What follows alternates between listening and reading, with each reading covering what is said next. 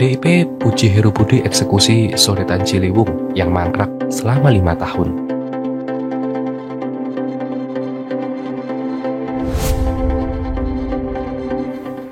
Fraksi PDIP DPRD DKI Jakarta menilai Heru Budi Hartono telah membuat banyak kemajuan selama sekitar 2 bulan menjabat menjadi PJ Gubernur DKI Jakarta. Salah satunya Heru Budi Hartono melanjutkan proyek Sodetan Kali Ciliwung yang dalam kurun 5 tahun terakhir tak mampu diselesaikan oleh gubernur sebelumnya, Anies Baswedan. Menurutnya, Heru Budi Hartono punya keberanian melakukan gebrakan dengan mengeksekusi pembangunan Sodetan Kali Ciliwung ke kanal banjir timur itu.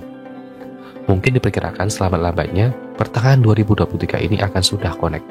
Artinya kemajuan luar biasa. Selama 5 tahun kita tunggu-tunggu, semoga bisa kita rasakan manfaatnya, ujar Gembong.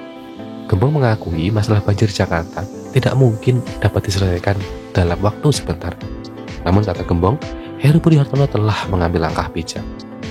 Gembong pun mendorong Heru Budi Hartono memaksimalkan kinerja seluruh satuan kerja perangkat daerah atau SKPD dalam menggodok proyek Sodetan Ciliwung ini. Itu sodetan KPT masih kosong, belum terisi air. Sayang begitu lebar, tetapi belum terisi air. Kenapa? Karena memang belum connect antara Ciliwung dengan KPT, jelasnya. Hal senada sebelumnya juga disampaikan tenaga profesional Taprof Lemhanas, Dadang Solihin. Ia menyampaikan Heru Budi Hartono sudah melakukan gebrakan dengan mengerjakan 3 proyek besar. Proyek tersebut dinilai jadi bagian dari strategi Jakarta menuju kota berketahanan. Ketiga proyek tersebut antara lain yakni sodetan dari Kali Ciliwung ke KPT, proyek kereta ringan atau Light Rail Transit LRT Jakarta dari Velodrome ke Manggarai, dan penambahan jalur kereta api di stasiun Tanah Abang. Ini menjadi gebrakan luar biasa. Sodetan akan menjawab soal ketahanan dari ancaman bencana banjir dan transportasi akan menjadi pengaruh masalah kemacetan dan solusi percepatan ekonomi, kata mantan Deputi Gubernur DKI era Anies Baswedan itu. Sebagai informasi, proyek Sodetan Kali Ciliwung merupakan salah satu proyek terbesar dan terpanjang di dunia dalam sistem pengerjaan konstruksi air di bawah tanah. Penuntusan proyek ini ditargetkan rampung pada April 2023. Heru Budi Hartono saat meninjau langsung proyek pembangunan Sodetan Kali Ciliwung pada 2 lokasi atau outlet, yaitu di Jalan Tisda Raya dan Jalan Kebun Nanas, Jakarta Timur, memastikan percepatan proyek pembangunan sodetan tersebut berjalan dengan baik dan selesai tepat waktu sesuai target. Di sini ada 2 outlet, yang di bawah ini terowongannya sudah hampir selesai dan tentunya nanti fungsinya sekitar bulan Februari sampai Maret, pada lambat April 2023. Reduksi banjir itu sekitar 200 hektar. Ini fungsinya 60 meter kubik per detik reduksi, sehingga mudah-mudahan bisa mengurangi banjir di sisi utara Jakarta, jelas Heru Budi.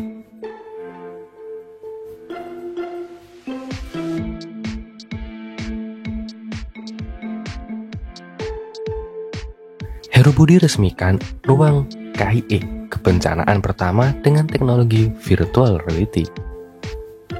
Penjabat Gubernur DKI Jakarta, Heru Budi Hartono, meresmikan ruang komunikasi, informasi, dan edukasi kebencanaan Provinsi DKI Jakarta di Gedung Dinas Penanggulangan Kebakaran dan Penyelamatan DKI Jakarta, Kamis 29 Desember 2022.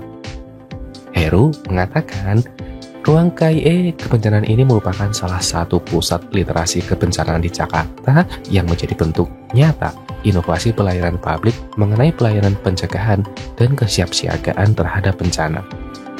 Ruang KIE kebencanaan ini merupakan pusat literasi kebencanaan pertama yang menggunakan teknologi virtual reality yang diharapkan bisa dimanfaatkan oleh masyarakat, sehingga kedepannya dapat terwujud budaya sadar bencana pada masyarakat untuk menjadikan Jakarta kota tangguh bencana.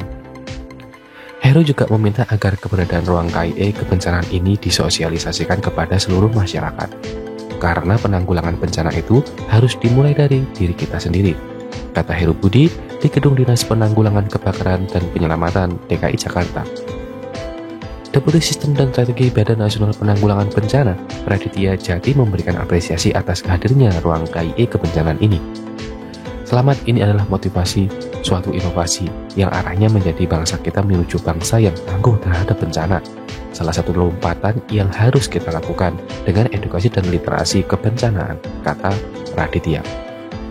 Kegiatan peresmian ruang KIE kebencanaan DKI Jakarta ini dihadiri dan disaksikan oleh sejumlah pejabat pemerintah Pemprov Selain PJ Gubernur DKI Budi, hadir pula penjabat Sekda DKI Jakarta, Uus Kuswanto, Kepala Pelaksana BPD DKI Jakarta, Isnawa, Aji, dan Wali Kota Administrasi Jakarta Pusat Dani Sukma. Ada juga Kepala Dinas Penanggulangan Kebakaran dan Penyelamatan DKI Jakarta, Sutriyadi Gunawan, Kepala Dinas Pendidikan DKI Jakarta, Nahdiana, dan para Kepala Perangkat Kerja Daerah DKI Jakarta beserta jajarannya.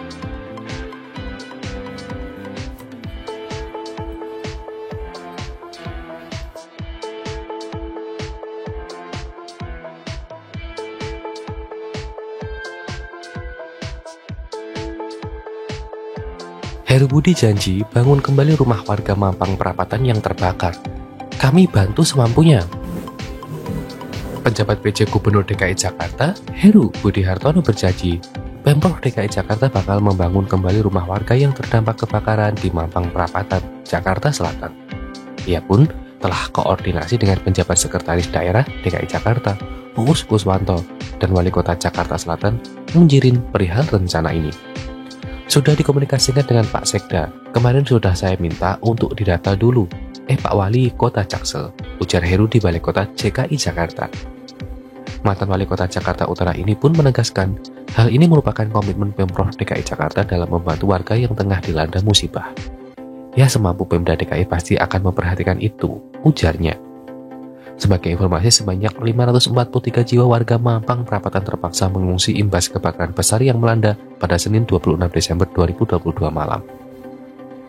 Di lokasi tentunya, api masih berkobar membakar rumah-rumah warga pada saat itu. Puluhan petugas damkar masih berusaha memadamkan api di lokasi kebakaran. Sementara itu, ratusan warga yang panik terlihat berlarian untuk menjauh dari TKP kebakaran. Mereka turut membawa sejumlah barang-barang berharga untuk diselamatkan. Ada pula seorang anak yang menangis mencari keberadaan ayahnya. Warga sekitar bernama Rizal mengatakan kebakaran terjadi sejak pukul 8 waktu Indonesia Barat. Menurutnya, api pertama kali muncul dari seorang rumah warga yang berprofesi sebagai pedagang mie ayam. Katanya dari rumah tukang mie ayam, gas di rumahnya meledak, kata Rizal di lokasi. Hingga pukul 21 malam, api belum berhasil dipadamkan. Petugas berupaya menyemprotkan air dari segala sisi.